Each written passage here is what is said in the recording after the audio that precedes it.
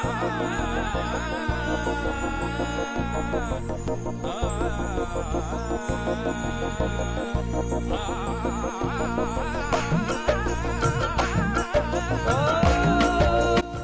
up, Kings?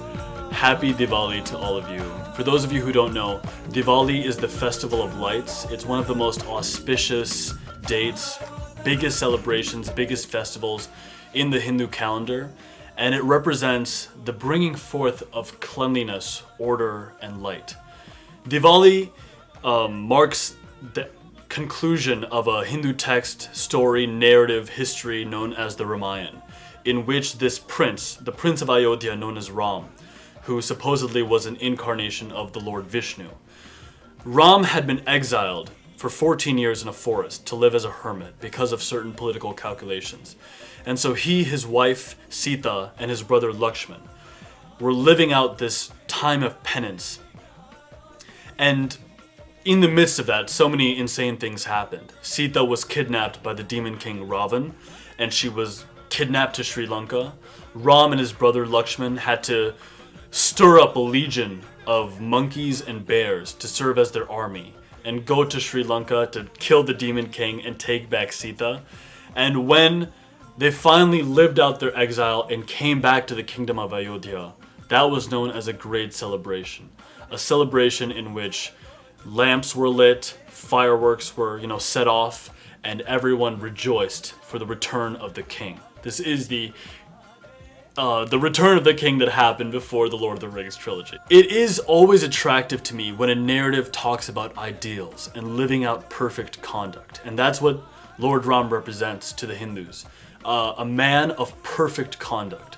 The perfect son, perfect husband, perfect brother, and a real representation of ideals. So in this video, I want to quickly go over just a few ideals that are represented by this narrative within the Ramayana, by the story of Sri Ram and his brother Lakshman and his wife Sita, and what that story means. Ram was loved by everybody, and he represented the traits of manly strength, bravery, valiance, gentle and modest and kind speech, and righteousness in conduct. So the first trait I want to talk about is manly strength. It is every man's responsibility to some degree to cultivate as much energy, cultivate as much strength within him, to generate as much strength and abundant physically within him as he possibly can. There is almost, I think, a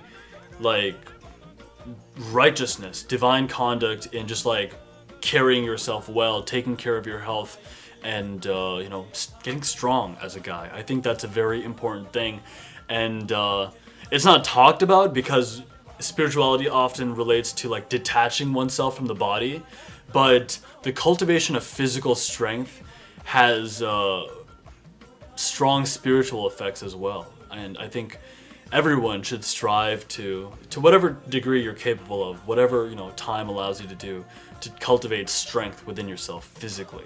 So working out, eating well. I think there is a sense of righteousness that goes with that. The second trait of Lord Ram that I'd like to mention is gentle and modest and kind speech. And this is now becoming more and more relevant to me because funnily enough, I have a bit of an audience on YouTube now, which I never expected to happen. But with that comes people who hate you, people who just hate my face and hate who I am just inherently. Nothing I can do about it. It's just whatever I'm putting out just doesn't resonate with them at all. And it's not mostly it's positive comments, but when I first started YouTube and I got my first few negative comments, it really hurt my feelings, and I think maybe it will continue to hurt my feelings a little bit because I am a sensitive sensitive little boy. But I like to think of what Lord Ram, his conduct would be with regards to people who disrespect you, people who are impolite or impatient with you. Based on these stories, Lord Ram would respond with a smile and love and kindness. And that's something I'm striving to do more and more. When people criticize me, when you get haters, or when, generally speaking, when there is just disagreement, I think it's a fantastic thing to just respond in kindness. It's actually incredibly powerful, and it emboldens your own efforts. It doesn't take away. Like if someone says F you to you and you don't say it back, you respond with kindness.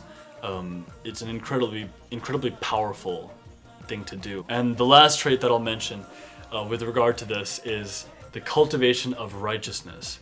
And you know, in Hinduism, righteousness, I mean, righteousness is a very vague term, but if you were to just get quiet and just listen within yourself, you know what the exact right thing to do is this moment. Like, on some level, you don't need to watch any personal development YouTube material ever, because whatever excellent conduct is in this moment, you can just listen to the silence. You can listen to the stillness of this moment, and you'll know how to proceed. Like, all of us on this journey, to some degree, know what right conduct is. And so, the cultivation of righteousness, you know, Lord Ram always listened to his conscience, and always worked to unfold what was within him in the best way possible. So the traits of Lord Ram are manly strength, gentle and modest speech, and the cultivation of righteousness. And you know, I'll just close by saying this. It is extremely inspiring to me and emboldening to me to see on this channel that like, I'm not crazy. I'm not the only one who thinks the way I do or feels the way I do. There are young men everywhere who are striving for like a spiritual strength to accompany masculine vigor, so that we can be of service to the world at large and service to ourselves, service to our inherent artistry. And once again, I don't want to like sound like some like overly religious, like crazy zealot or anything. It's more about like really honoring the best that is within each man, each person. And I just want to say it's really truly wonderful for me to like see that the things that I'm feeling and the things that I'm trying to express within myself, that other people are feeling that. Thank you so much for engaging with me in this discussion and this conversation about how to manifest the best within us from a place of spiritual strength. And whenever we have conversations about things like nofap, which, you know, like a lot of people think I'm crazy for believing in, or, you know, daily meditation, cold showers, early rising, having a high vibration diet, it's really a conversation about unleashing the best within you.